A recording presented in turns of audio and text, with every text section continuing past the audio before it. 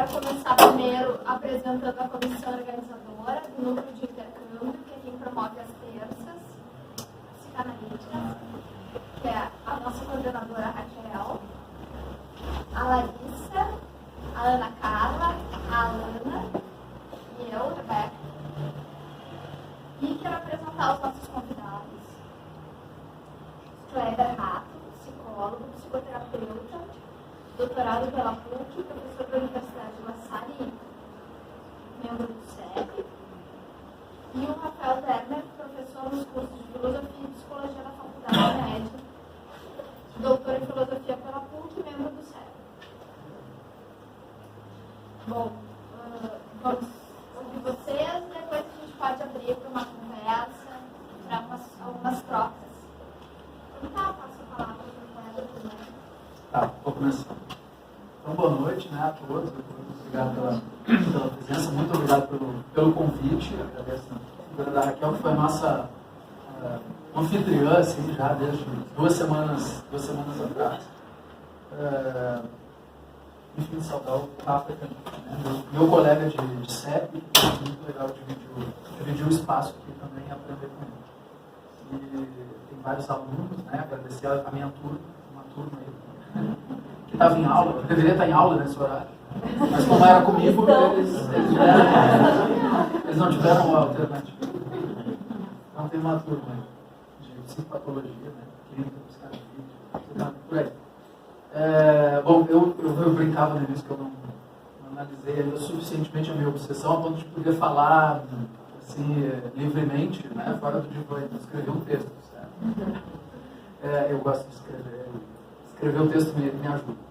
Então, essa fala é uma espécie assim, de pequeno recorte de uma outra maior, que colocava em questão os temas do desamparo, do refúgio e da hospitalidade num outro contexto. Aqui, então, eu fiz um apanhado daquilo que eu espero caiba nessa meia hora, digamos assim, de fala, e na expectativa depois da gente poder conversar, ouvir o Rafa e depois conversar com você. Então, assim, o meu argumento ele vai se organizar por meio de 3 movimentos, eu diria, articulados entre si.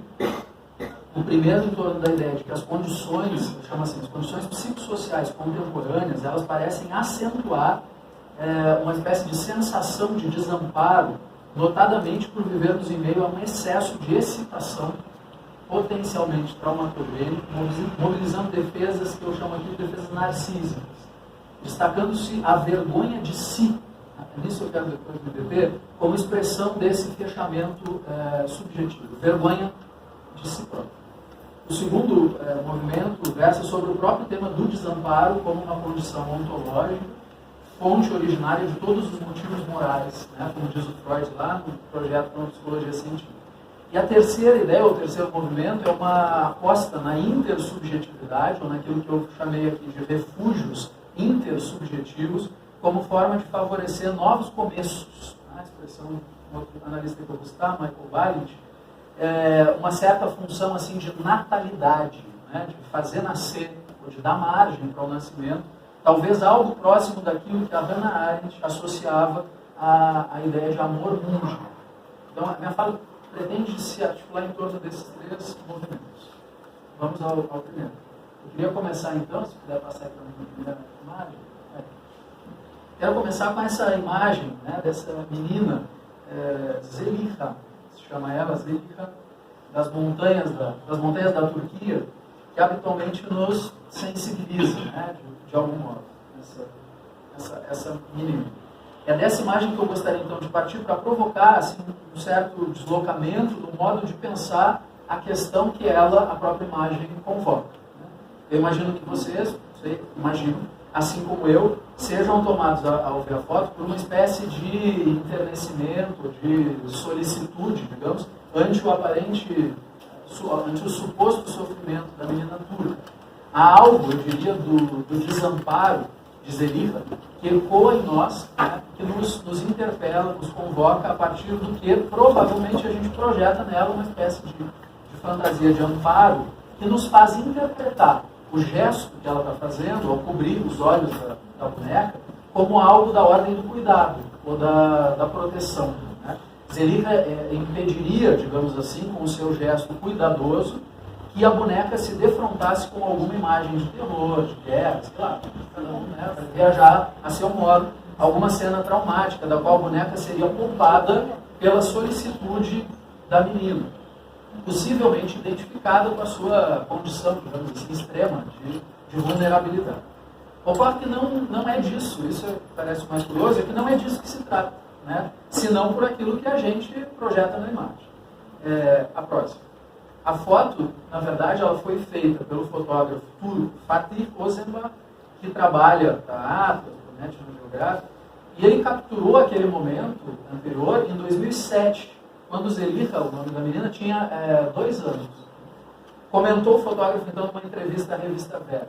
Ele diz assim: a beleza da menina me chamou a atenção, e embora ela fosse muito pequena, ela percebeu que eu ia fazer uma foto dela, pois eu me aproximei dela e da sua mãe com a câmera para pedir autorização.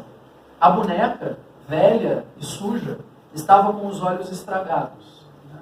E por isso a menina teve o impulso de tapá-los. Zelika cobre com vergonha os olhos estragados da boneca. O que está em jogo é vergonha.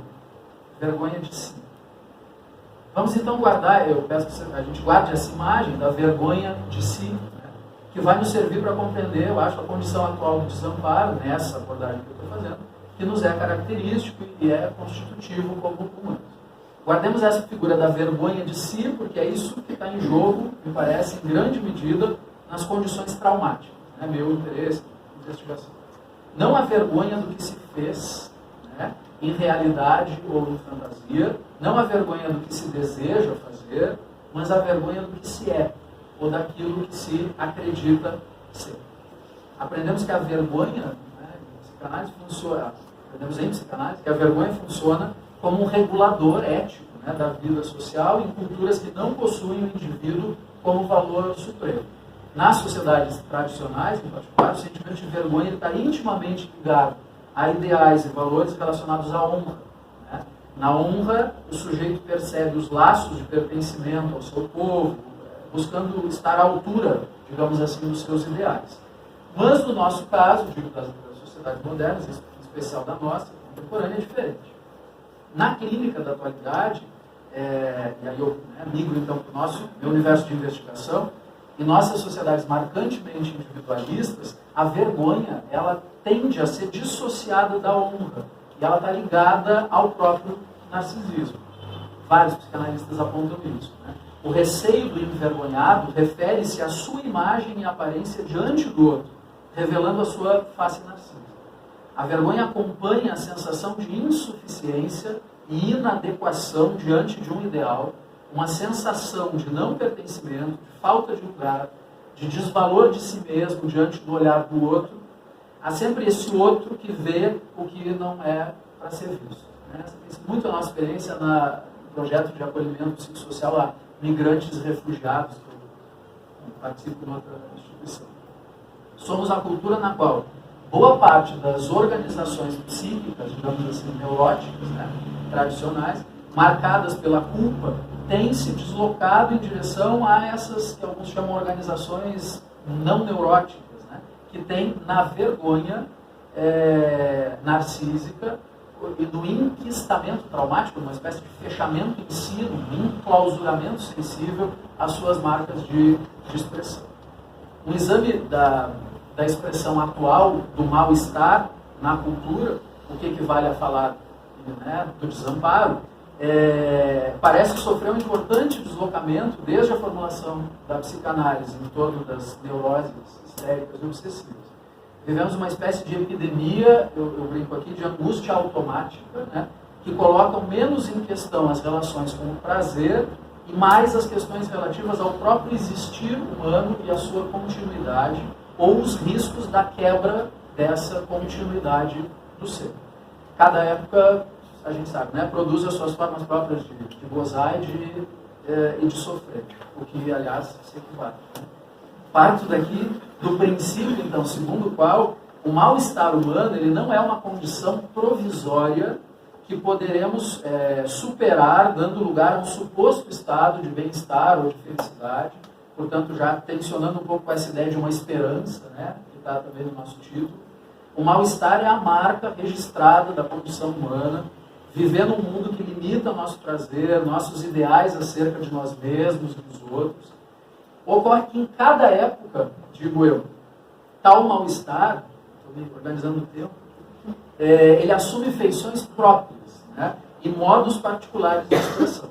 Nossos modos de sofrer e de darmos sentido a esse sofrimento. Então, se o mal-estar, descrito por Freud na aurora do século XX, e foi, né, a partir dele que formulou a psicanálise, era o mal-estar fundamentalmente imposto pela restrição, pela interdição, pela sujeição às obrigações impostas pela tradição e por um ordenamento moral ao qual nós precisaríamos nos submeter, o mal-estar na atualidade ele parece assumir um outro caráter. À primeira vista, mas só à primeira vista, parecemos viver numa sociedade na qual as imposições e obrigações saíram da pauta das nossas orientações éticas, né? Estaremos menos obrigados a qualquer coisa, somos supostamente mais livres, mais autônomos e autodeterminados. Teríamos nos tornado menos neuróticos, dizem alguns, menos reprimidos, menos escravos das injunções superegóicas de uma tradição vitoriana e oitocentista. Entretanto, né, no exame mais cuidadoso, desenvolvido por dezenas de teóricos sociais do nosso tempo, nós vemos que, como poderíamos chamar essas injunções, né, superegóicas, não desapareceram, mas elas apenas mudaram de face na organização do laço social. Tornamos-nos sociedade do risco, né, para alguns, da incerteza, estou usando expressões correntes aí, né, na crítica social, da crônica indeterminação existencial, sociedade da falta de sentido, do vazio, isso tudo, dos laços frágeis, tem uma série de descrições, algumas catastrofistas, inclusive em relação ao que teríamos nos tornado. Né? Do narcisismo para alguns, do espetáculo para outros, né? Me refiro às imagens já consolidadas, o Christopher Lasch chama a sociedade do narcisismo, ou a outra que eu referi aqui, a sociedade do espetáculo, imagem consolidada na figura do Guy Debord, da liquidez, da liquefação do futuro, né? Figura construída pelo Bauman. E somos, indubitavelmente, uma sociedade de migrantes das terras tradicionais da cultura em busca do amparo de um mundo sem muito refúgio, né? Para usar a expressão da Julia Estevão. Isso para fazer referência rápida, eu não quero me deter nisso, apenas cada uma mereceria um desdobramento, né, específico, mas para fazer uma rápida referência a algumas das imagens psicossociológicas que buscam descrever-nos. Mas eu vou tentar buscar na literatura, na figura de um ensaio que está na pena da Eliane Brum, que tem uma sensibilidade tão aguçada para descrever alguma coisa próxima disso que vários tentam nomear. Então, para aqueles mais afeitos à narrativa ensaística, é o meu caso, eu acho que a Eliane Brum conseguiu traduzir isso de um jeito brilhante. Ela diz assim, disse isso em 2016, muitos de vocês devem conhecer: estamos exaustos e correndo. Exaustos e correndo, exaustos e correndo. E a má notícia é que continuaremos exaustos e correndo, porque exaustos e correndo virou a condição humana dessa época. E já percebemos que essa condição humana, um corpo humano, não aguenta. O corpo, então, virou um atrapalho. Um apêndice incômodo. Um não dá conta que adoece, fica ansioso, deprime, entra em pânico. E assim dopamos esse corpo falho que se contorce ao ser submetido a uma velocidade não humana. Viramos exaustos e correndo e dopados. Porque só dopados para continuar exaustos e correndo. Pelo menos até conseguirmos, brinca ela, nos livrarmos desse corpo que se tornou uma barreira. Né? O problema, diz ela agora claramente, é que o corpo não é um outro. O corpo é o que chamamos de eu. O corpo não é limite, mas a própria condição. Sigo eu dizendo então. O que está em jogo na concepção, pelo menos freudiana, do mal-estar, não é apenas a interdição ou a repressão, né, colunas do recalcamento. Marcas bastante características da cultura na qual vivemos. Mas algo mais radical. Trata-se do desamparo. Né? Se tem alguma coisa que funda a ideia de mal-estar, é a própria noção do desamparo. a qual estamos todos, por isso eu dizia uma condição ontológica, né? A qual estamos todos inevitável e inexoravelmente expostos pela necessidade de enfrentarmos a travessia sobre o abismo que separa necessidade de satisfação. Concepção, né, de desamparo no Freud. É sobre esse abismo, sobre esse hiato, sobre esse intervalo que construímos a nossa vida simbólica e cultural, nossas relações, no espaço da intersubjetividade, do encontro com o outro, que é uma espécie de esperança de sobrevida. Né? É preciso que esse espaço intersubjetivo seja preservado, condição da nossa saúde psíquica e social. E é exatamente do estreitamento, do fechamento, do empobrecimento desse espaço intersubjetivo que eu estou falando quando eu me reporto a uma nova expressão do mal-estar na atualidade. Se a expressão moderna desse mal-estar, me refiro aqui à modernidade, né, com seus ideais herdeiros do iluminismo, positivistas de ordem, progresso, futuro, né, era uma crença, né, aquilo que o Deleuze chamou de niilismo reativo, né, a gente troca o niilismo negativo, da negação da vida presente, por um niilismo reativo, que é a negação do aqui e agora em favor do futuro. O Deleuze lembra do Nietzsche. Então, se na modernidade era uma crença na impossibilidade de atravessar esse abismo que separa necessidade de satisfação, e esse é o princípio das neuroses, né? A impossibilidade de chegar a se satisfazer, a atualidade do mal-estar deriva de uma outra crença, da crença de que nós podemos voar sobre o abismo, solitariamente. Isso é um delírio. É um delírio de onipotência. Né? Estamos no tempo das, como chamam alguns, o André Green adota essa expressão também, das não neuroses. Né?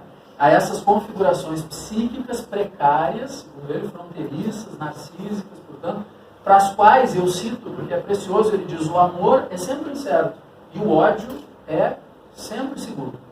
Vamos dizer, né? São subjetividades desesperançadas, e não, me refiro ao nosso tema aí, a provocação do título, né? Subjetividades desesperançadas e não raro desesperadas, que buscam desesperadamente algum sentido para a vida estertorando no gozo. Nada espera, esse é um tipo, né? Nada espera. Não suportam o tempo da espera da satisfação e não suportando a angústia do tempo da espera, que é a matriz do próprio erotismo, né? Deserotizam a vida. Precipitam-se no abismo do gozo. Caem no abismo. E eu estou falando dos outros só para a gente não ficar muito ansioso, certo? A gente joga para lá, é o pessoal fora da cultura. É uma espécie de ejaculação precoce vital, né? Quer dizer, gozam antes da hora e restam frustrados, decepcionados. Morrem antes da hora, empanturrados, repletos, cheios, né? Morrem de overdose ou de congestão. Mas também, vejam bem, estariam nesse grupo aquelas subjetividades traumáticas que, desconfiadas, paranoides, fixam-se em si próprias, refugiadas numa espécie de recusa anoréxica da vida. Nada lhes entra, nada lhes toca, nada lhes tira do lugar. E morrem secas. Esperam a hora ideal para gozar, a hora que nunca chega, e restam frustrados, decepcionados. Morrem depois da hora, famélicos e vazios, mas de boca costurada. Morrem desidratados, né? Desnutridos. Então, não podemos voar sobre o abismo. Não somos super-heróis, precisamos construir pontes. Né? E pontes só se constroem, nessa perspectiva que eu defendo aqui, só se constroem com tempo e linguagem. Né? E com a ajuda dos outros. Tempo, linguagem e ajuda dos outros. O que eu estou afirmando com isso é que a hipótese de Freud, ao abordar a radicalidade do mal-estar que nos assola e a sua relação constitutiva para o homem, ela continua extremamente pertinente para a clínica e para a cultura, embora as mudanças culturais elas tenham proporcionado alterações nas formas de expressão desse mal-estar. Os sintomas do nosso tempo, notadamente, né, a angústia, aquilo que se convencionou chamar de angústia automática, as sensações de desespero, de queda no vazio, o medo do colapso, que se referia ao Winnicott, agonias impensáveis, parecem expressar cada vez mais e de modo contundente, se expressar de modo contundente no ato e no corpo, essa espécie de grito de socorro ante o empobrecimento do espaço intersubjetivo. Uma espécie de protesto inconsciente ante esse desenraizamento radical a que estamos todos, de certo modo, submetidos. Não é à toa que na esteira dos sofrimentos ansiosos, como a psiquiatria convencionou chamar, que ainda gritam, né, e fazem estardalhaço quando a gente ainda está em curto-circuito, digamos assim, soltando faísca, grosso modo, na esteira disso, costumam vir o quê? Os sinais da desvitalização depressiva, o silêncio do esvaziamento de sentido. Me refiro aos quadros, né, que muito provavelmente circulam aí nas clínicas de boa parte de vocês, como a minha, os quadros de exaustão, os quadros de submissão melancólica e de anestesia. Antes de depor as armas, parece que protestamos, né, ruidosa e ansiosamente. A ansiedade é uma espécie, assim, nesse sentido, de uma antessala das depressões. Ocorre que, nesse sentido, o mal-estar, que é inerente à própria condição humana, ele não está para ser superado. E aí tem um ponto central, que acho que pode depois entrar na nossa discussão, o desamparo, matriz, né, do mal-estar. Ele não está, aliás, pode passar o próximo, ele não está para ser superado. Freud diz isso com todas as letras, eu referi no início, né? O desamparo é a fonte originária de todos os motivos morais. Ele está para ser contornado. Não há como ver-se livre do mal-estar, senão que é possível encontrar meios de atravessá-lo, vivê-lo, dar-lhe algum sentido. Assim, os nossos sintomas, eu diria, eles não são algo a ser extirpado, arrancado, destruído. Todo mundo sabe aqui do carinho que a gente nutre pelos próprios sintomas, né? A gente fala deles em palestras, na Constru. Eu comecei fazendo declarações sintomáticas. Né? Então, os nossos sintomas, eles não são para ser extirpados, eles são sinais da nossa condição subjetiva. E eles pedem sentido, pedem direção, são ainda a insistência da vida pedindo passagem. Diante da impossibilidade irremediável de voltarmos à terra natal, né, desterrados que somos, o que envolveria a fantasia de voltarmos a ser felizes, nos termos de um prazer total, definitivo, né, narcísico primário e tal, o sentido não parece necessariamente ter que ser derrotista ou niilista. Podemos construir refúgios, né, paragens, acampamentos, me agradam todas essas figuras, casas de passagem, estações de acolhida. É do próprio Freud a expressão clara acerca dessa não desistência que implica a vida, insistindo sempre. Né? Dizer, eu cito o próprio Freud no texto 30, o programa de tornar-se feliz que o princípio do prazer nos impõe não pode ser realizado. Ponto. Contudo, segue ele, não devemos, na verdade, não podemos abandonar nossos esforços de aproximá-los da consecução de uma maneira ou de outra. É uma espécie de não se entregue. Né? Trata-se de insistir na vida com os nossos sintomas e, apesar deles, encaminho para a parte final da minha fala. Eu quero me referir agora, então, ao que eu chamei de um quadro de excessiva excitação, que eu comentei no início, bastante característico do nosso tempo. Né? Uma excitação generalizada, marcada por choques sensoriais, de potencial traumático, algo que é examinado de maneira extensiva e muito bem feita num livro que eu lembrei, falando com o Rafa antes, de um filósofo alemão chamado Christoph Tierk, que escreveu uma obra chamada Sociedade Excitada, Filosofia da Sensação, que é uma obra interessantíssima. Aqui eu não vou desdobrar, eu cortei coisas do tipo, mas para dizer o seguinte, que fazem esses choques, né, sensoriais característicos do nosso tempo, todo o tempo estimulados, né, por todos os lados, numa espécie de guerra constante, fazem a gente se proteger numa espécie de anestesia, de fechamento reativo, empobrecedor da capacidade de sentir, mas que nos cobra esse preço de uma inflação da angústia. Uma espécie de curto-circuito da pulsão, voltando-se sobre si mesma, de modo entrópico, tendendo à exaustão. Como o Walter Benjamin, que é um pensador que me é muito caro, já havia apontado, referindo-se às experiências traumáticas do século XX, numa sociedade dos choques sensoriais constantes, não resta ao sujeito alternativa, isso dizia o Benjamin, lendo Freud, senão inflacionar as funções do ego. Né? Estar sempre alerta, focado, de marca do nosso tempo, né? Foco e tem a fé. Né?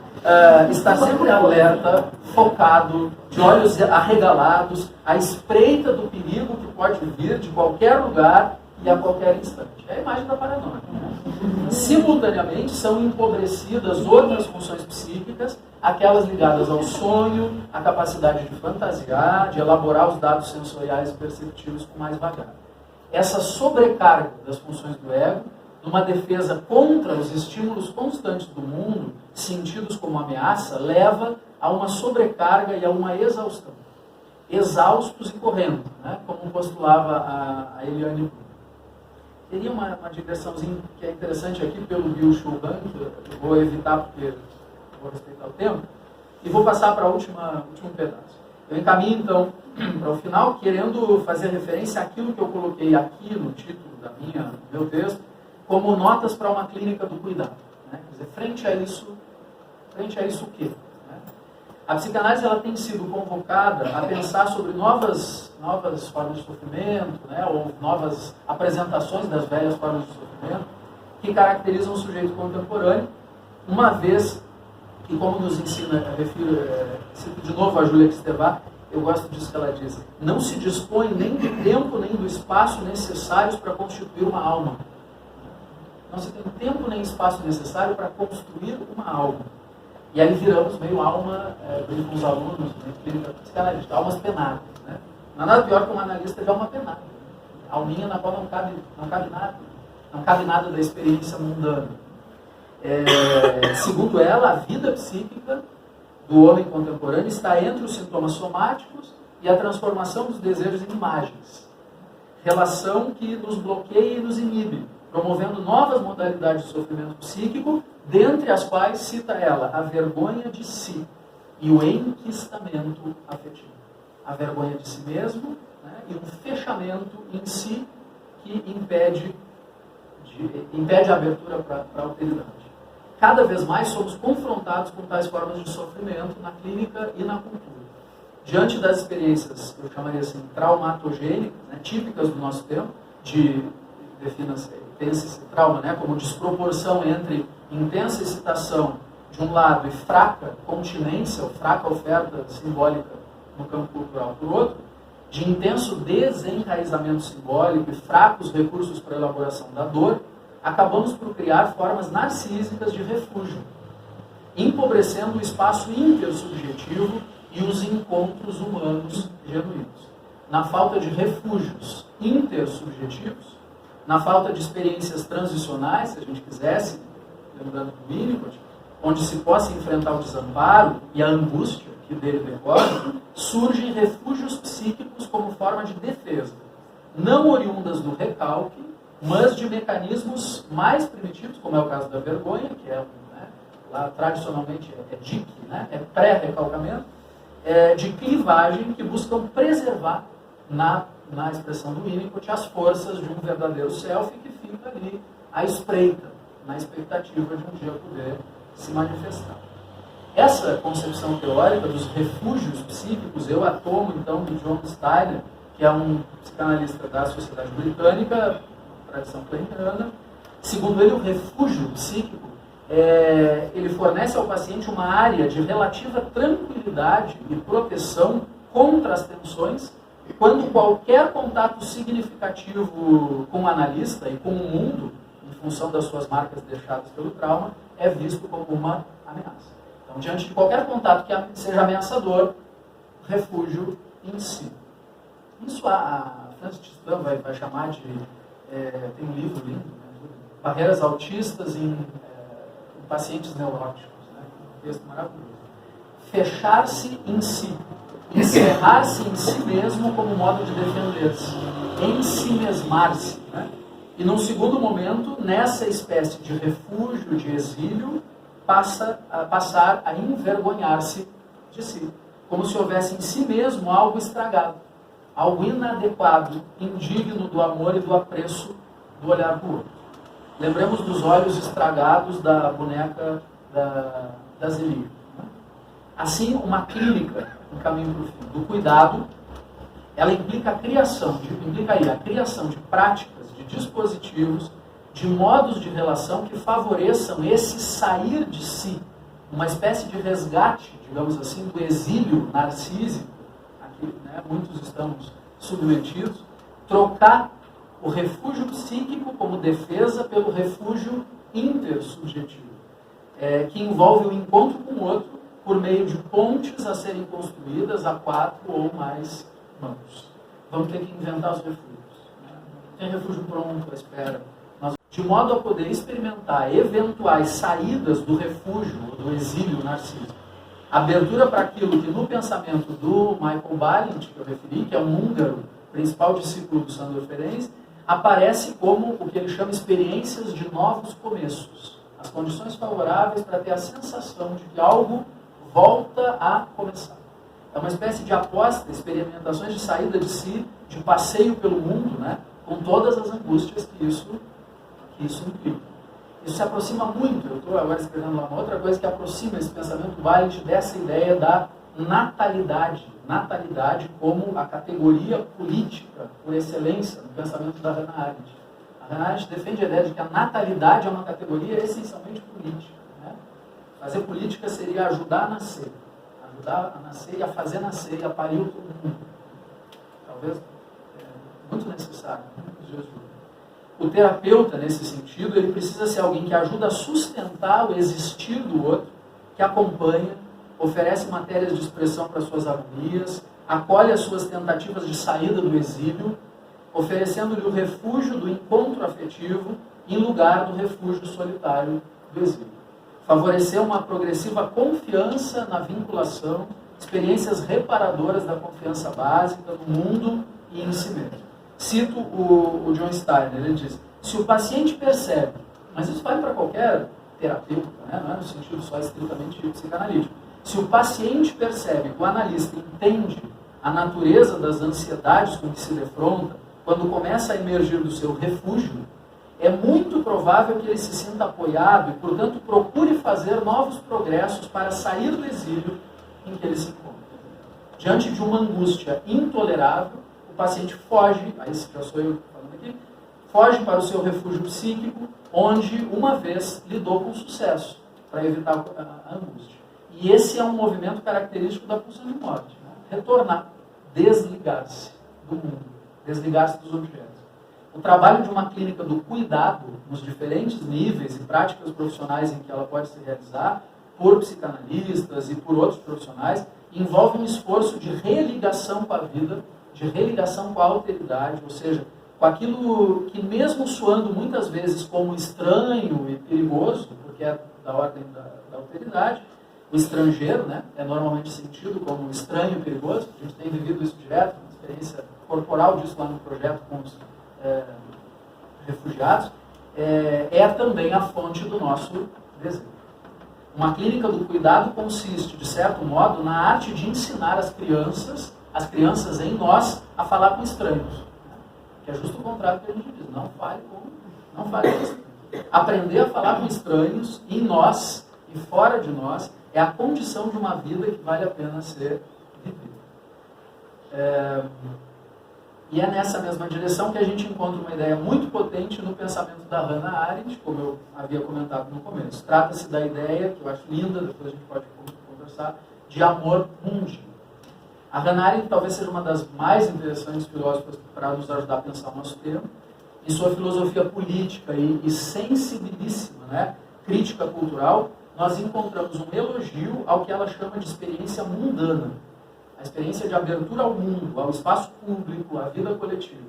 É nela que encontraremos uma especial valorização das redes afetivas, da amizade, do encontro humano intersubjetivo, como antídoto aos totalitarismos, inclusive esses que nos torturam subjetivamente. Resumidamente, a Hannah Arendt observa, a partir da sua tese desenvolvida sobre Santo Agostinho, isso é lá de 29, que o mundo não é apenas o céu e a terra, mas constitui-se ainda de todos aqueles que amam o mundo, olha que imagem bonita, que amam o mundo e imitam o Criador, seja lá o que isso representar, fabricando objetos que se incorporam à criação divina e fundam uma pátria humana, aquela denomina o mundo. Né? Somos fazedores do mundo.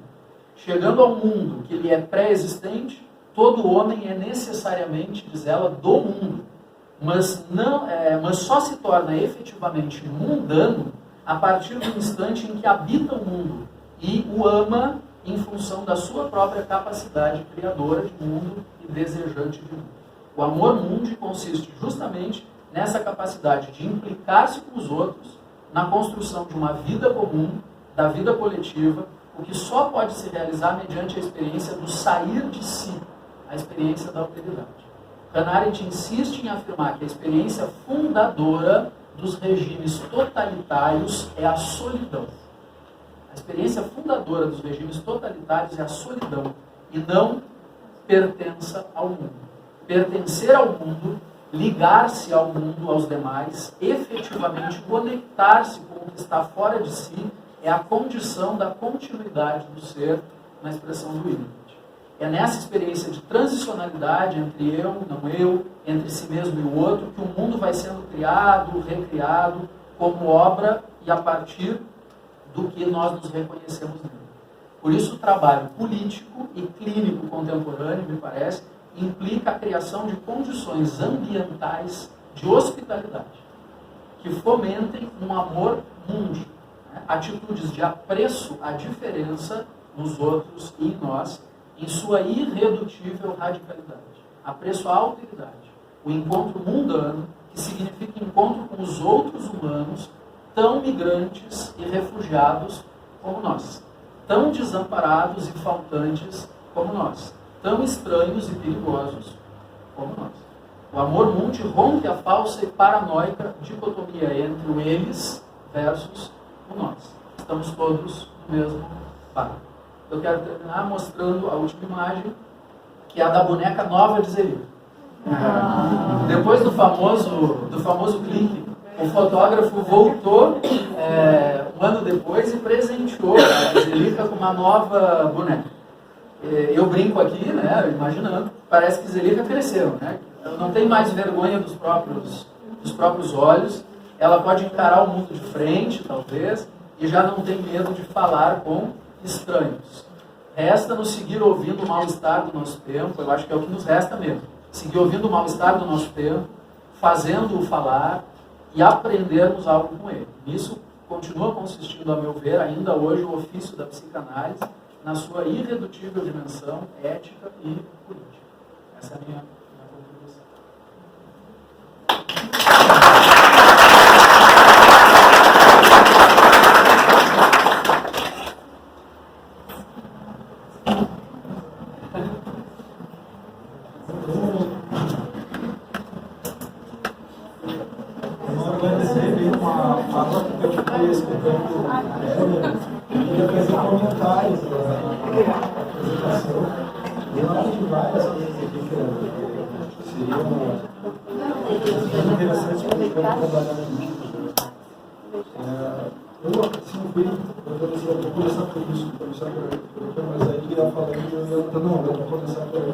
Eu vou começar pelo último ponto que eu anotei faz um comentário assim, nós vivemos sem tempo para constituir uma alma. Eu me lembrei nesse momento que falaste, eu lembrei da passagem do Nietzsche, um texto chamado 5 Prefácios para 5 Livros Não Escritos. É um recurso literário, tá? Ele escreve os prefácios, mas não escreve o livro. A gente escreve o livro e depois escreve o prefácio. O recurso escreve só o prefácio e deixa o livro por fazer. E um desses prefácios, ele diz assim, bom, dedico esse livro, que nunca existiu, né? Dedico esse livro, o recurso é muito interessante, ao leitor que ele vai para além do tipo de indivíduo que circula nos nossos tempos. Ele não é um leitor que corre, que lê rapidamente, que está sempre numa velocidade. Ele faz mais do que ler até. Ele para pensar. Né? E aí faz esse comentário de um mundo, né, que não oferece condições para demorar-se nas coisas. E aí tu também fez uma espécie de pausa, né, um hiato ali pelo comentário do Byung-Chul Han, né, não vale falar aqui, mas o Byung-Chul Han tem uma série de textos, eu faço um comentário sobre um deles, que é a Agonia do Eros, e tem um capítulo, assim, são vários capítulos assim, muito interessantes, mas um dos capítulos ele fala sobre o fim da teoria. E ele usa o exemplo do Facebook do Google, que é uma época da informação e não da construção do conhecimento. Né? Então, ele diz assim, o pensamento é uma coisa que se constrói e que se leva tempo para a construção. E aí ele faz ele faz a citação de um dos representantes do Google que faz uma declaração no jornal dizendo que hoje não é mais o tempo das teorias, mas é o tempo da informação. Nós temos dados e informação. E para o Hans, isso tem a representação de uma falência de todo o movimento elaborativo que constitui o pensamento. Né? E ele usa esse mesmo exemplo da vida que corre, né, pela vida do fast food, em duas dimensões. Uma delas é a da alimentação. O próprio Nietzsche é o autor que diz que não tem coisa mais importante para o pensamento do que restaurar aquilo que a gente deixou de dar atenção à nossa vida. E uma delas é a alimentação. Então a filosofia deve voltar-se a uma dietética. É interessante pensar nisso. O Han pega esse exemplo e fala: a vida do fast food, de uma dinâmica, é uma vida que impossibilitou comer e transar. Usa essa expressão popular, que é a época da rapidinha. E a gente vê os nossos alunos, assim, até dão a forma do relato. Cara, eu estou correndo demais. Eu almocei no carro. Outro dia, uma aluna disse: eu estava circulando de um trabalho para o outro e comi um sanduíche no carro mesmo, dirigindo. Né? Esse exemplo é uma multitarefa. Né? A necessidade das pessoas agirem por variadas habilidades diferentes e conseguirem, na velocidade, produzir. Então é a época da produção, do desempenho. E o Han vai tecendo esses argumentos sobre o mundo da dinâmica, assim, da velocidade. Teve um outro ponto que o Kleber também, nos comentários, usou a expressão mais de uma vez até pontes. Né? Eu pensei no mesmo autor de Nietzsche como filósofo da ponte. O Kleber diz assim: precisamos construir pontes. E eu ainda coloquei a mais assim, duas outras expressões, que é olhar para buracos e frestas. Precisamos construir pontes e parar para olhar para buracos e frestas. E aí eu fiz uma anotação sobre uma experiência que eu tive fazer uns 2 anos, e foi lá, acho que uma parte deve conhecer aqui, o Museu Inhotim. Lá no Inhotim, teve uma vez que eu estava circulando nas galerias e tinha era um cubo branco, assim, enorme, que tinha uma entrada e uma passagem para uma outra galeria. Né? Então era só um cubo branco com um selinho assim, no canto da porta, que o pessoal passava nessa porta aqui e ia lá para o fundo para outra. Imagina umas 10 vezes o tamanho dessa sala, é uma sala branca, com só um recadinho. E aí a primeira coisa que aconteceu foi: poxa, aqui não tem nada, eles devem dar para instalar alguma coisa. E todo mundo passava, batido, correndo lá para outra sala. E aí eu fiquei assim: cara, mas será que tem?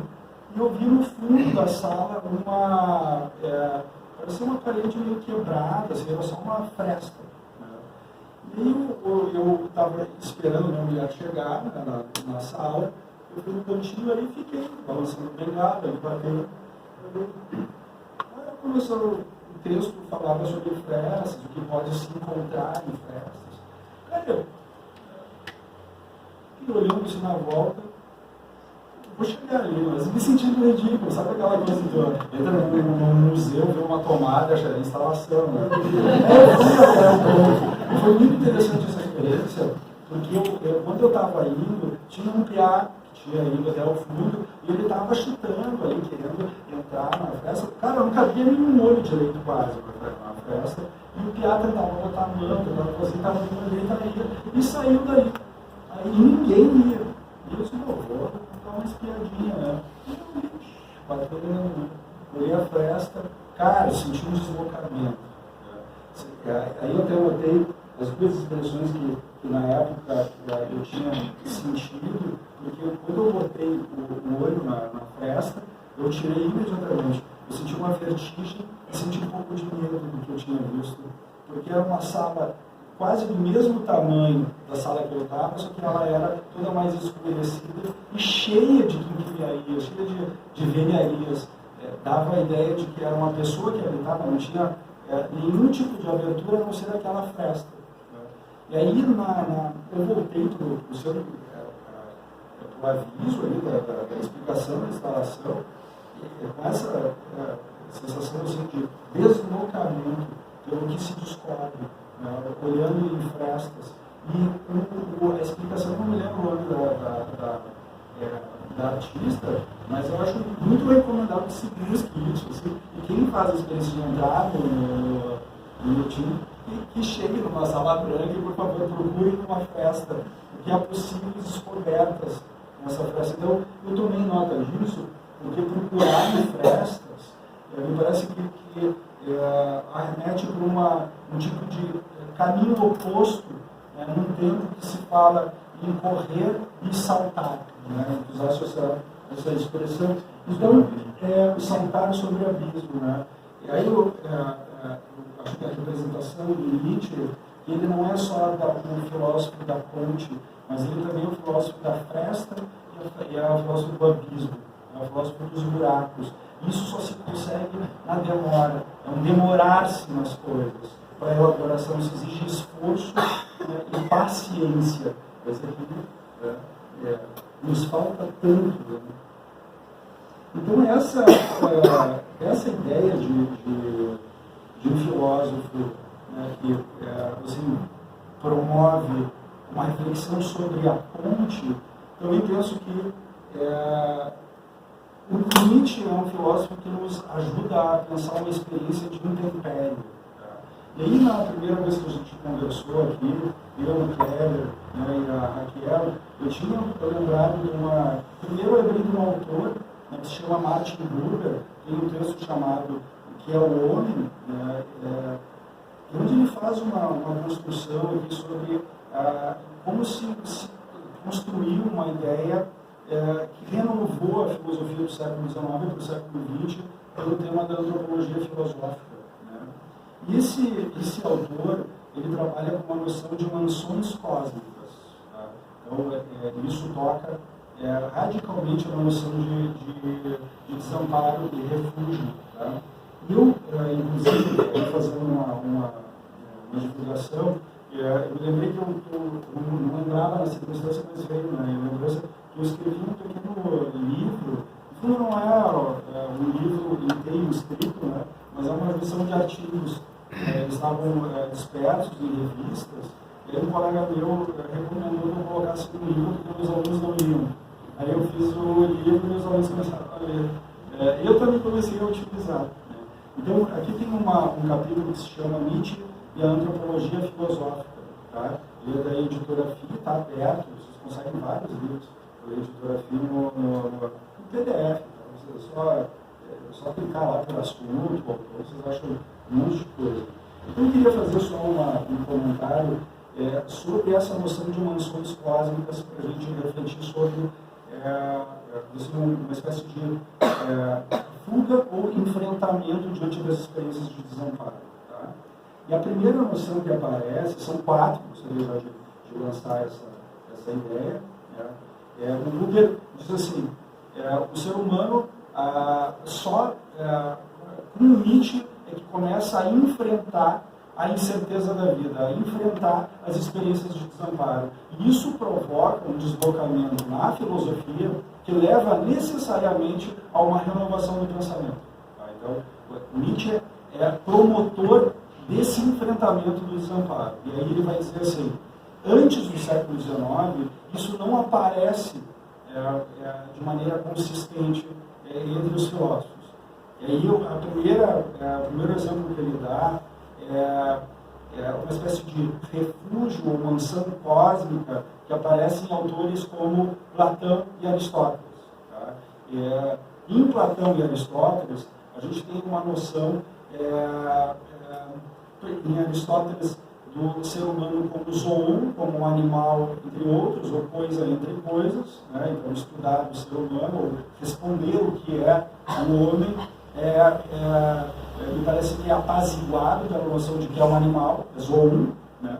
No Platão aparece uma noção de que o ser humano ele é peregrino nesse mundo, mas o sentido da existência dele se dá num plano eidético, das ideias. Né? Então existe um sentido da vida e existe uma essência do humano que é respondida tanto na obra platônica quanto na obra aristotélica. E ele chama isso de noções cosmológicas. O ser humano faz parte do universo, uma dimensão cosmológica, como zoon, ou como uma espécie de peregrino por uma teoria, um pressuposto eidético da teoria platônica. Depois tem uma outra dimensão que o Buber chama a atenção, que é o que ele chama de mansão teológica. Aí ele pensa dois autores, um deles é o objeto da Ana Árida, do doutorado dela, que é o Santo Agostinho, e o outro é São Tomás de Aquino. Em Santo Agostinho e São Tomás de Aquino, como é que se responde à questão do humano? Pela fé, pela ideia, pela promessa de uma reconciliação com o Criador. E aí ele diz, bom, em Platão e Aristóteles, a pergunta que é o homem é respondida como zoon ou numa teoria idética. E em Santo Agostinho e São Tomás de Aquino, a pergunta, o que é o homem, é respondida. Então tem um apaziguamento diante disso que fica em suspenso para a gente, o que é o homem, que é por uma mansão teológica. Depois de uma terceira variação dessas noções cósmicas, ele cita principalmente um autor da modernidade, do século XVIII para o século XIX, que se chama Hegel. E aí ele diz, Hegel, e talvez a gente pudesse pensar aqui que boa parte dos filósofos do século XVIII para o século XIX, em Hegel tem uma tese logológica. Olha só, a mansão cósmica do Hegel é que o ser humano deve ser respondido em termos de um fragmento, de uma razão em desenvolvimento. Então, nessas três dimensões, aí a mansão cósmica de Aristóteles e Platão, questão respondida. Na mansão cósmica cosmológica de Tomás de Aquino e Santo Agostinho, que é a teologia, a questão é respondida. E aí ele pega o Hegel e responde também essa questão em termos de racionalidade. Então, nessas três dimensões, a pergunta, o que é homem, é respondida. Depois ele ainda vai adiante. Ele cita outros dois autores, a gente poderia pensar em outros também, mas um deles chama-se Ludwig Andreas Feuerbach. É um autor que é conhecido na literatura do século XIX por ser o primeiro autor que divulga uma obra sobre o ateísmo. E ele era uma espécie de bruxo, professor, por exemplo, do outro autor que o Buber vai fazer a referência, que é o Karl Marx. E aí o Buber diz assim, a mansão cósmica nesses autores, em Feuerbach e Marx, chama-se sociológica. Então a pergunta pelo homem é respondida em termos de parte da sociedade. É sempre a parte de um todo. O ponto fundamental aí é que a questão é respondida em todos os momentos. Sempre que a pergunta incomodou, ela foi respondida. Inclusive, na obra do Feuerbach, tem uma expressão que é muito recorrente, que é assim, em alemão, isso não é nada mais do que, e aí a gente chama isso de reducionismo. reducionismos filosóficos sobre uma questão que deveria ficar aberta, deveria ficar sangrando, que é a pergunta pelo humano. E aí, como é que a gente pode entender isso? Isso é uma fuga daquilo que fica suspenso, que fica aberto, uma questão que sangra, que nos não dá capacidade, que nos incapacita de responder sobre a nossa origem e sobre o nosso destino, sobre o nosso futuro. Então, por isso, o Nietzsche é o filósofo da ponte, que não consegue responder da onde a gente vem e nem para onde a gente vai. Mas, mesmo assim, ele enfrenta esse absurdo, essa ausência de sentido, para construir sentido na existência. Eu queria fazer os comentários iniciais nessa direção, tá? E aí eu vejo que a gente pode pensar a partir disso, né?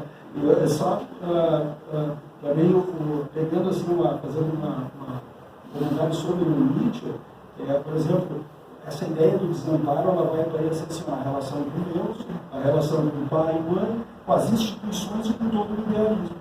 Então, vamos dizer que pensar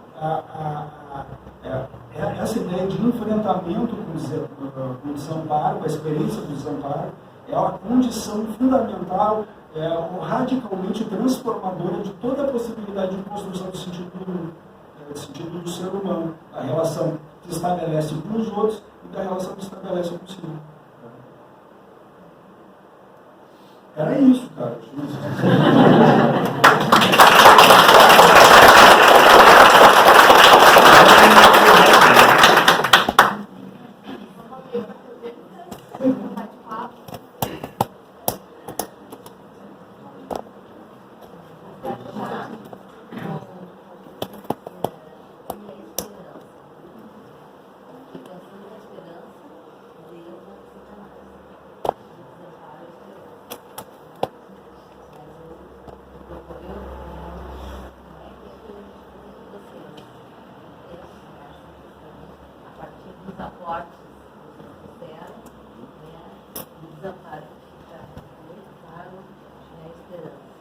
Daí a gente poder também comunicar um pouco, né? Mas antes de eu articular o que eu pensei sobre a questão, né, do desamparo e esperança, que o Kleber já colocou um tanto a partir da luz da psicanálise, colocando nela a partir da psicanálise, a esperança. O que é a esperança, né, a partir do processo social? Vai ser um assim ou vai? Não, eu tenho uma. Sandra. Boa noite. Bom, tanta coisa que daria para falar que estou até meio confuso. Não, mas que eu tentando fazer um recorte, assim, então, sobre isso que tu falou bem no final agora, sobre a questão da ausência de sentido, né? Ou pelo menos de um sentido predeterminado. Eu achei bastante esperançosa essa sala vazia, né? Sem tanto sentido pré-determinado, né? Então, pegando a questão do mal-estar que foi levantada, né? Eu queria levantar a hipótese, assim, perguntar o que vocês pensam. Bom, a gente fala das patologias do vazio, etc., né? Mas a gente também não poderia pensar o contrário de uma certa intoxicação ou excesso de sentido, excesso de imaginário, na linguagem do Lacan, né? Mas isso como uma pergunta, né? E uma outra questão que Kleber, né? Sim. Eu até vi agora aqui no evento que tu é do CEP, e eu pensei, como é que eu não conheço esse cara? Eu preciso conhecer esse cara. Eu conheço. Mas vi que você não. Enfim, fechado parênteses. Eu faria um certo contraponto, assim, a questão, pegando de novo o tema do mal-estar. Se existiriam, se a angústia, ela seria um índice dessas patologias desenraizadas ou deserotizadas, como você falou em algum momento.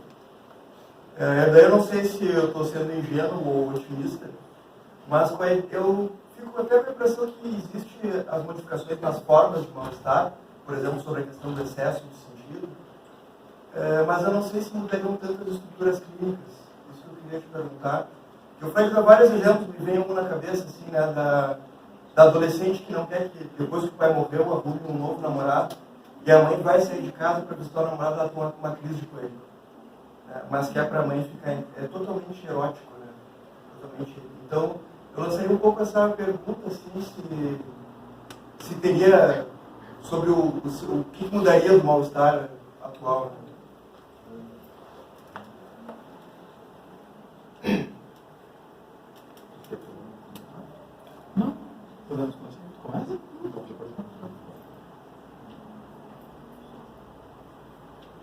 Bom, vamos ver. Eu fiquei provocado a pensar a coisa da esperança. Aliás, desde o dia que a gente conversou aqui, né? Isso. Ficou, aliás, bem no finzinho, eu lembrei quando tu falava agora, no finzinho da nossa conversa, a discussão, assim, ficando do quanto a esperança estaria, eu referi, acho, o Spinoza, lá na nossa conversa, na ordem de uma paixão triste, né? Tanto quanto medo. E durante a escrita do material, e pensando, e bolando, recortando as outras coisas para trazer, eu fiquei tomado por essa questão. Quer dizer, seria propriamente o lugar da esperança, desse jeito que a gente construiu aí no título, né, do desamparo à esperança, seria propriamente a esperança que ocupa esse lugar, e fiquei tentado a pensar que talvez se trate de uma outra coisa, talvez melhor designada pela condição de confiança, em lugar da esperança. A esperança associada a essa perspectiva de um futuro que é, né, idealizado, mas que é aposta já numa imagem de futuro. Enquanto a confiança associada a essa ideia de uma confiança no porvir, né, ou no que há de vir e que ainda não é objeto, e que ainda não se sabe o que é, e que é uma confiança no próprio vazio, que é uma confiança no que ainda não há. Né?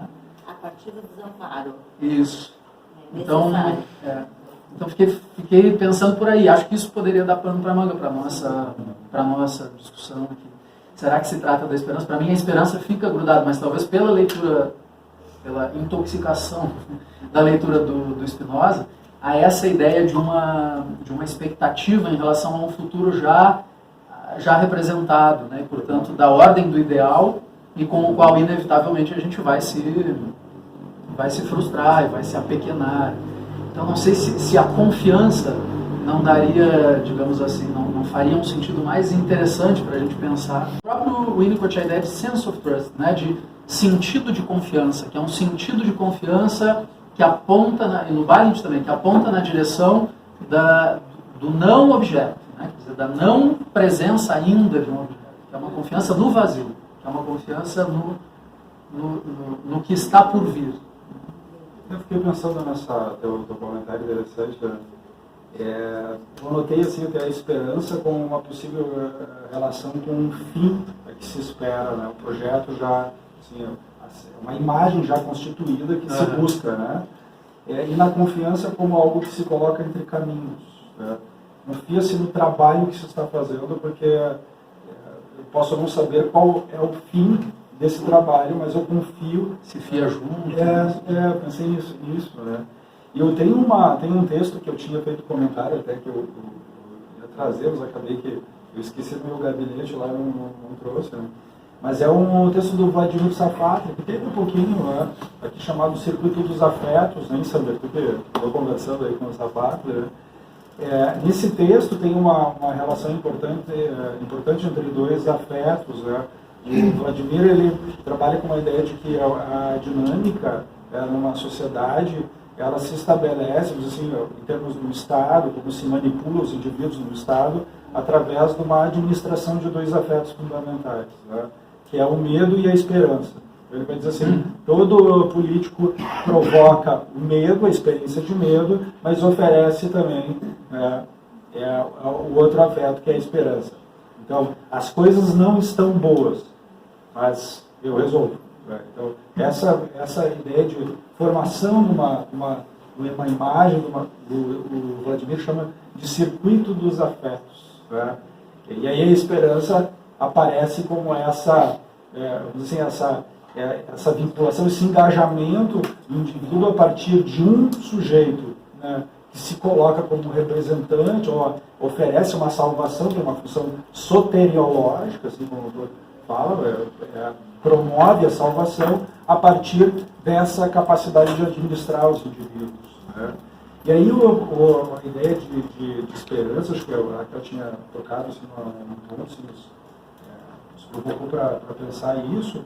Um dos autores aqui, que eu acabei me dedicando para esses autores do final do século XIX, né, que é do pós-idealismo alemão, que é o Feuerbach, ele faz uma reflexão sobre a história, né, do ocidental como uma necessidade de se desvincular daquilo que é efêmero, daquilo que passa pelo corpo, com medo de enfrentar a morte. Então, ele vai dizer assim que a cisão que existe, aquela cisão originária, que ele chama de dualismo de corpo e alma, acontece por uma necessidade de realizar um desejo de imortalidade. Então, vamos dizer que ele vai dizer que o cristianismo ele se desenvolve a partir dessa ideia, mas também boa parte da filosofia anterior ao próprio cristianismo, né, que lança nas suas bases, uma hipótese por medo de enfrentar a finitude, de que tem algo em mim que é a parte mais importante e que essa não perece. E aí então se vincula a uma imagem esperançosa de que minha essência ela está assim, atrelada à alma, que é a parte imortal. Então, o que morre em mim é só o corpo. E aí, voltando ao Nietzsche, tem uma outra expressão que é muito importante nele, porque ele ensina para a gente que algo pensa em mim. Ele usou uma expressão assim, es denkt in mir. Então, o sujeito não é nem proprietário daquilo que ele acha que é a sua essência. Então, algo pensa, é algo corpóreo. Existe algo em mim que pensa. O que eu sou é um atravessamento, né, de coisas físicas, e o pensamento é um acontecimento físico, corpóreo. Então, por isso o enfrentamento com uma imagem desesperançosa da vida, que vai se transformar numa espécie de desastre, e o desastre é salvífico, né? A salvação do pensamento está numa forma de encarar aquilo que destrói as nossas velhas imagens. E destruir essas velhas imagens nos dá uma outra possibilidade de reconstrução, né? O futuro. É o que tu coloca, mais ou menos, né? Como é que é restaurar um cenário de comunicação, da intersubjetividade, né? Nesse sentido. Isso do Sander. Tem uma questão, né, do Sander, né? E depois eu quero conseguir voltar para...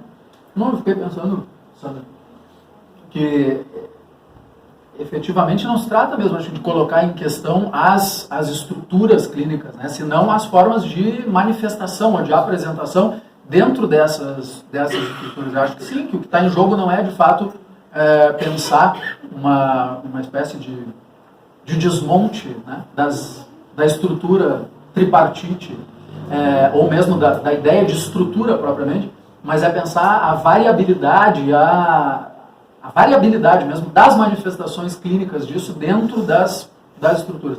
Ainda que a própria ideia de estrutura passe na clínica, a partir da própria experiência, a ser um operador menos interessante ou menos eficaz. A ideia de diagnóstico estrutural não me parece que seja, por exemplo, um operador muito interessante, senão para a montagem, digamos assim, de algo que se dá depois, que se dá a posteriori na montagem de um caso, né, ou já na especulação dele. Me parece que se trata de uma variabilidade gigantesca das manifestações que nos desconcerta e que eu acho que pode ser muito produtiva, pode ser muitíssimo interessante, inclusive. E não essa ideia das patologias do vazio, tal, nem no lugar comum do que seria sempre o déficit, mas a ideia de que tem manifestações clínicas do vazio que são muito produtivas, né? Por exemplo. Eu fiquei pensando que a gente podia juntar, porque nós discutimos agora, no final de semana, aqui, né, nos 20 anos da Construto, Clínica Psicanalítica Contemporânea. E uma das questões que se discutiu muito foi a questão da solidão. qual é a clínica psicanalítica contemporânea. E quando vocês estão fazendo as costuras, né, de vocês e trazendo, né, essa questão da vergonha, né, a partir da imagem, eu fiquei aqui pensando que a gente também pudesse ir transitando por esses aportes da psicanálise. Por quê? Porque essa questão da vergonha, e é o que eu fiquei pensando, né, na constituição do psiquismo. Como se dá a constituição do psiquismo, assim como se dá, né, esse processo da sociedade, né, e do corpo e da alma, como se dá a constituição desse psiquismo? E esse psiquismo que vai precisar, sim, de algo, na medida que é aportado para o outro, para esta cria tanta coisa, vai ser importante a possibilidade de que exista alguém que ajude a traduzir. E nesse processo de tradução, que é investimento libidinal deste outro, vai promovendo a possibilidade, né, desta representação de si, a partir, né, do investimento. Por isso, quando falo da vergonha, a vergonha de si, né, e como se constitui esse psiquismo? A partir deste aporte do outro, né, e a partir de toda essa excitação que o outro vai promovendo, e que vai colocar este aparelho, ele é condenado a tratar de transformar e de pensar-se no processo reflexivo, para daí então poder existir essa questão deste amor a si. Então eu pensei, desamparo sim, né? Viemos do desamparo, né? Necessariamente todos traumatizados por aquilo que foi aportado, e também condenados a um processo de transformação, né? Para que se constitua algo, né, do desamparo ou dessa solidão para algo com perspectiva, né, para isso que seja, né, da esperança ou seus desdobramentos, né, ou se haver com o próprio desamparo e de que forma, né, se constituir transformações possíveis. Então, eu juntei muito com o que a gente discutiu muito aqui sobre qual é a clínica psicanalítica contemporânea, né, e esta clínica, né, que denuncia a questão, né, da solidão.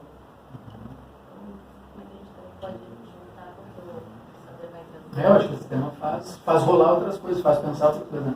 Me inquieta muito, ele foi bem instigante me reencontrar com a Hannah Arendt dizendo isso, né? Que a solidão é a matéria-prima dos totalitarismos. O fundamento dos regimes totalitários é a experiência da solidão. Mas não é da solidão associada ao sentido do isolamento, ao sentido da individualização, da experiência do que é individual. Ao contrário, inclusive, do que é massivo, né?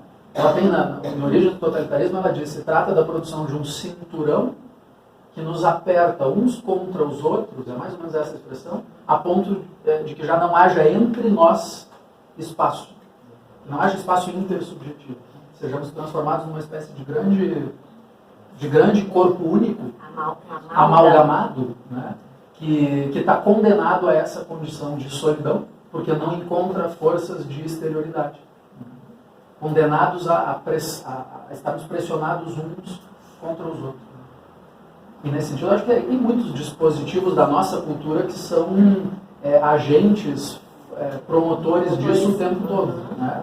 Esses que fazem a gente ter a sensação constante de que não pode estar separado do outro, não pode estar diferente do outro, ou distante do outro, onde o outro tem que estar permanentemente ao acesso, né? Disponível para ser acessado a qualquer tempo, a qualquer hora, na velocidade que eu quiser. Acho que isso fala da produção dessa amálgama, desse murundum assim, que a gente vai virando. E se isso é base dos regimes totalitários, bom, então parece que a gente anda com facas e queijos expostos no banquete. Cortar não é difícil. Esses comentários que tu fez agora me lembrou do livro do 1984, que traz muito disso, né, da falta de individualidade, não de individualismo, porque as pessoas ficam sozinhas, solitárias, mas ao mesmo tempo elas fazem parte do grande irmão, digamos assim. E aí tem muitas partes do livro que fala sobre quando as pessoas se reúnem na praça, que elas não têm, caminham todos como um, assim, eles não têm espaço para... E aí me veio uma pergunta a respeito do que ela estava falando ali, sobre do título do desamparo. O desamparo seria uma coisa que nos move? Seria uma coisa que nos faz se mobilizar e ir adiante para sair dessa situação que a gente sente. Mas a gente nunca vai se livrar dele, mas ao mesmo tempo, toda vez que ele chega até nós de uma forma clara, a gente se mobiliza e ir um pouco mais adiante, porque daí a gente pode usar o governo, pode usar a igreja, por exemplo, está desamparado, tu procura alguma coisa que vai te salvar, que vai te dar uma sensação de pertencimento e de um pouco mais de tranquilidade, digamos assim. Fiquei pensando, me corrige daí, Rafael, fiquei pensando no que o Freud coloca no projeto, né? E o estado de Hilflosigkeit, que é o estado de desamparo, de desajuda necessário de todo o ser humano, pela sua incidência, fundante, pela sua incidência, pela preponderância, pela necessidade dessa ajuda alheia, né, que venha ao alcance, né, desse ser incidente. Eu fiquei pensando um pouco sobre o que o Rafael falou mais cedo, do piar na fresta, né? E do que a colega disse ali sobre o que é esperança. E eu lembrei do texto do Nietzsche, das três transmutações, três transformações lá, de que a criança de sim, né? A criança se propõe a explorar um mapa novo, e enquanto a criança estava querendo quebrar a fresta e entrar e brincar ali, quando tu chegou na fresta e viu, tu basicamente fugiu da fresta, né? Tu saiu ali, me fez mal, não sei o quê. E talvez a esperança seja um pouco disso, assim, seja a criança que está dizendo sim, seja a criança que viu a fresta e quer enfrentar ela, quer passar pela fresta e por aquela sala caótica, né, para fechar alguma coisa. Né? E era mais um comentário, uma pergunta.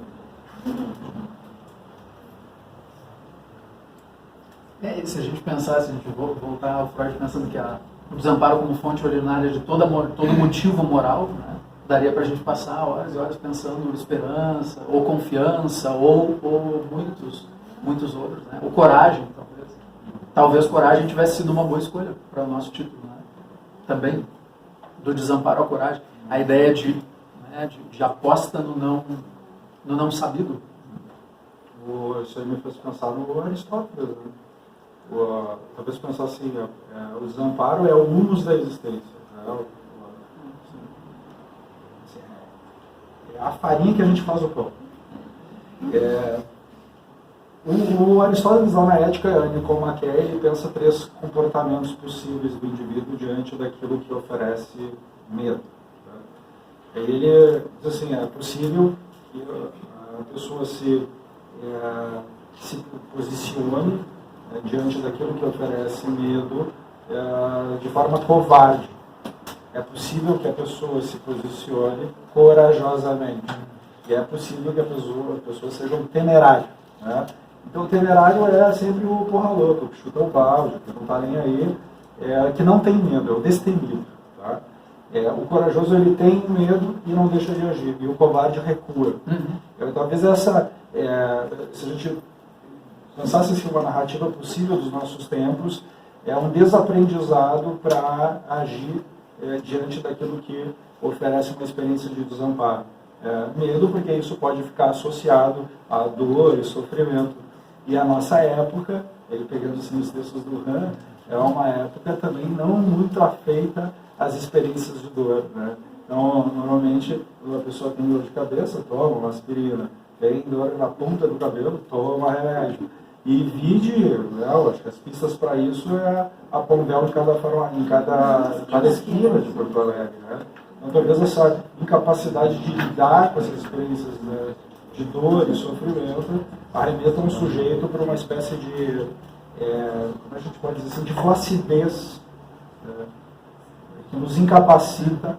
Né, ou de covardia mesmo, existencial. Então, acho que isso vai arremeter para a ideia de covardia, inibição. Né? É uma indisponibilidade, uma atrofia do sujeito diante daquilo, né, que oferece.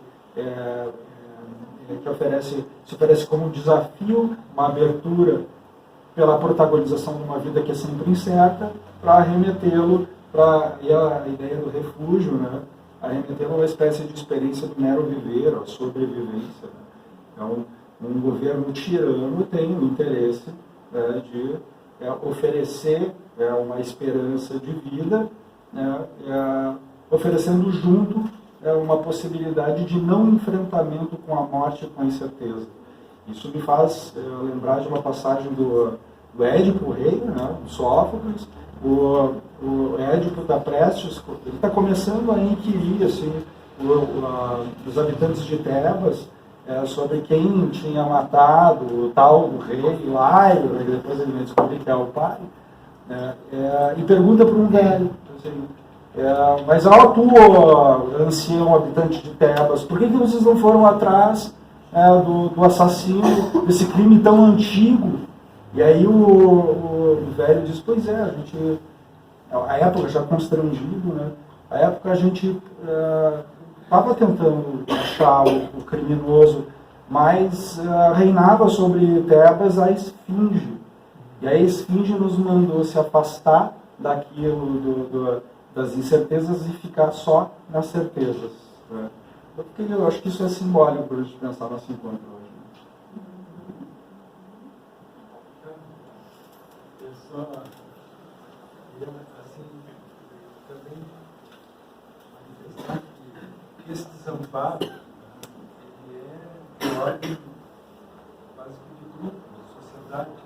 Nós estamos desamparados dentro da nossa própria organização e também cognitivamente desamparados. Eu lembro, assim, da questão da escola.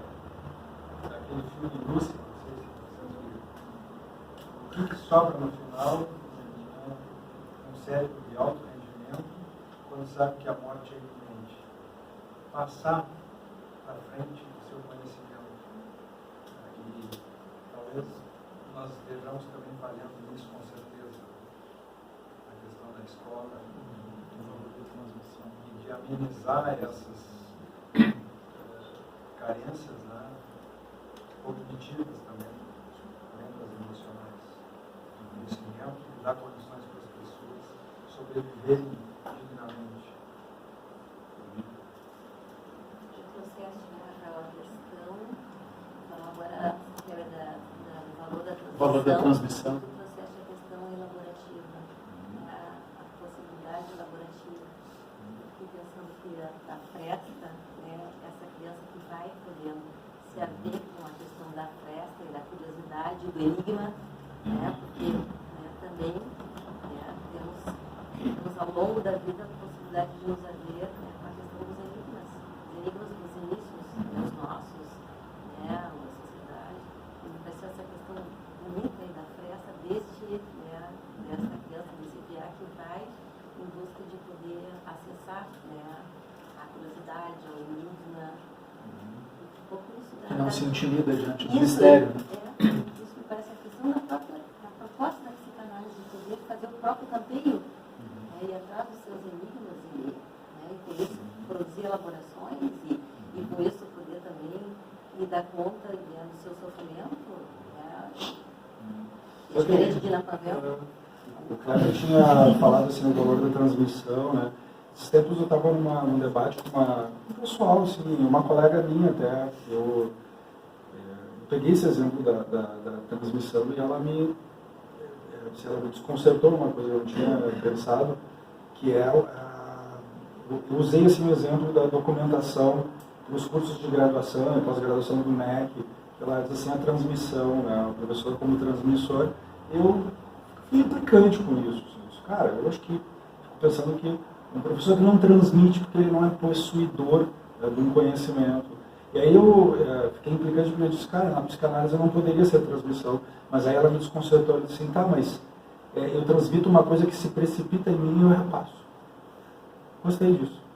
Fiquei pensando no valor da transmissão. E uma coisa que o senhor acho que trouxe sobre a questão do como é que vivemos numa época assim, sem amparo, acho que talvez pensar, mas tem uma passagem eu acho que está no Brecht, que ele diz assim, eu suspeito muito numa sociedade que precisa de heróis, né?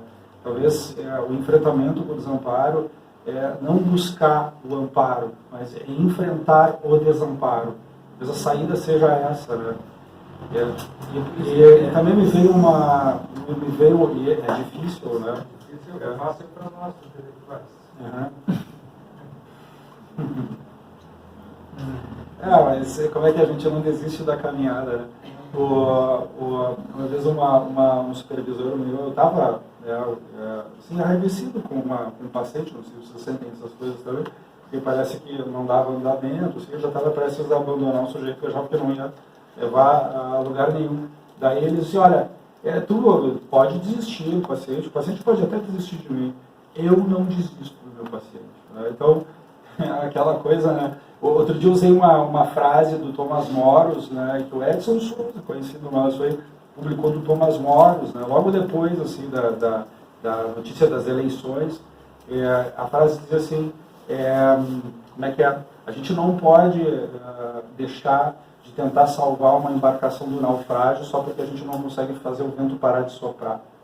Eis um belo recado. Né? E tem um outro exemplo, assim, eu acho que pela Raquel, assim, ela tinha trazido, assim, que me fez lembrar um exemplo assim, ó, qual é a menor distância entre dois pontos, a linha reta. Né? Então, eu vou falar em um piá também, não é um Deus da Pressa, mas é um outro, né? Eu morava na Zona Sul e às vezes eu ficava assim, tomando um café ali e tal, no segundo andar, e meio que olhando tudo, assim, panóptico, né? Olhando todas as coisas, controlando, e sempre ao meio-dia, assim, batia o sinal daqueles que a gente até confunde com câmaras de gás, né?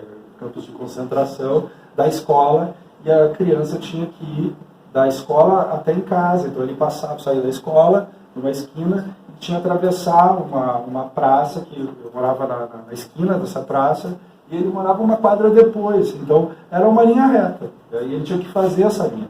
E eu me lembro que ele estava sempre sacaneando alguém. Né? E o que ele fazia? Ele saía da escola, aí chutando as coisas no chão, com a mochilinha batendo nas costas, aí apertava a campainha, saía correndo, atravessava na outra, apertava, e na minha casa tinha não era campainha, era uma corda com sino, e esse filho da mãe adorava sacanear em casa, e eu ficava incomodado com isso, mas eu vou dar um jeito nesse piá. E um dia eu estava só assim, eu fiz tocar, eu queria pegar o piá assim no ato, né? E ele passou, batido em bola, e parou assim, jogou a mochila num canto, se jogou no chão, e começou a olhar as formigas, assim, que estavam passando e tal. E aí começava a mexer nas folhinhas, nas formigas, né, que estavam em fileira, assim, levando para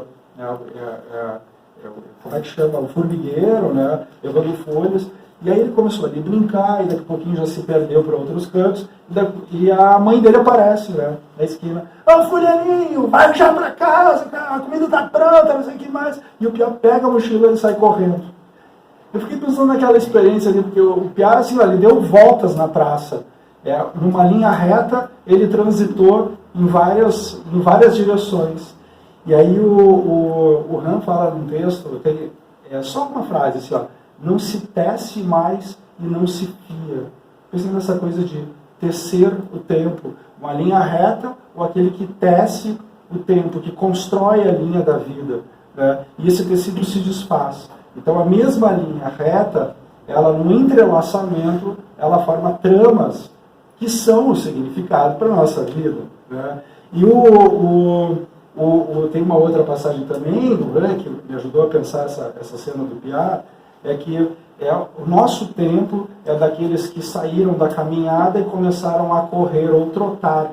Ele usa um exemplo que vai mais ou menos nessa direção.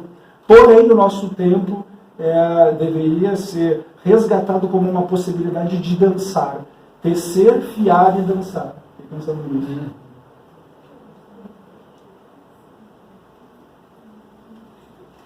E essa ideia do tempo como tecido, né, me ocorreu o Antônio Cândido dizendo recentemente morto, dizendo lindamente disso, né, marca do nosso tempo, clichê mais marcante impossível, de que tempo é dinheiro, né, e ele dá para isso um lugar de brutalidade.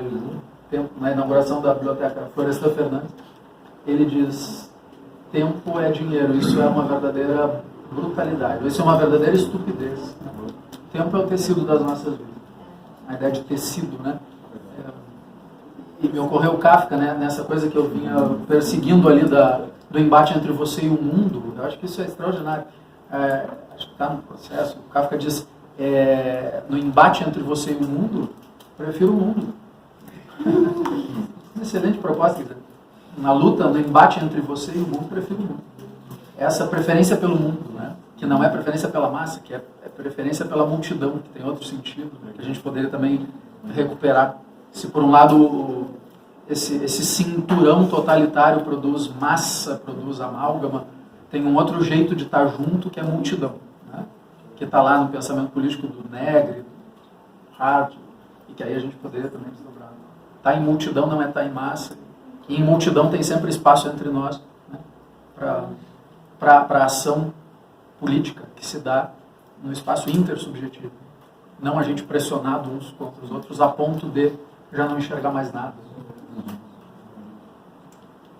Se o mundo tiver mais para a multidão do que para a massa, acho que vale a pena continuar preferindo o mundo.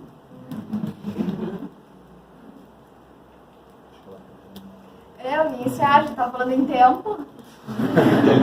De encerrar. Bom, já temos várias ideias para os próximos. Quero agradecer muito a mesa, muito obrigada, muito bom ouvi-los. Esperamos que possamos fazer outros encontros. Quero convidar todo mundo para a nossa próxima terça.